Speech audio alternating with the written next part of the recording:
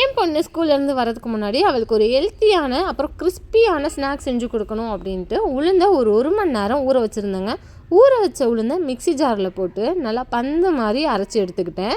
உளுந்த வடையை பொறுத்த வரைக்கும் எப்போவுமே தண்ணியாக அரைக்கக்கூடாதுங்க. அப்புறம் வடையே சாப்பிட முடியாது, எல்லா எண்ணெயும் வடையில் ஏறிடும். அதுக்காக நீங்கள் தண்ணி கம்மியாக வச்சு நல்லா கட்டியாக அரைச்சிக்கோங்க. இப்போ நீங்கள் மாவு ரெடி பண்ணிட்டீங்க.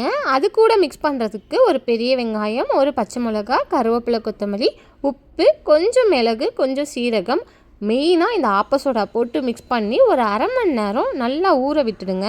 அதுக்கப்புறம் ஒரு கடாயில் எண்ணெயை ஊற்றி நல்லா சூடு ஏறினதுக்கு பிறகு தண்ணியில் தொட்டு வடையை போட்டிங்க அப்படின்னா கையில் ஒட்டாமல் சூப்பரான ரவுண்ட் ஷேப்பில் ஓட்ட வடை, அதாவது உளுந்த வடை ரெடி ஆகிடுங்க.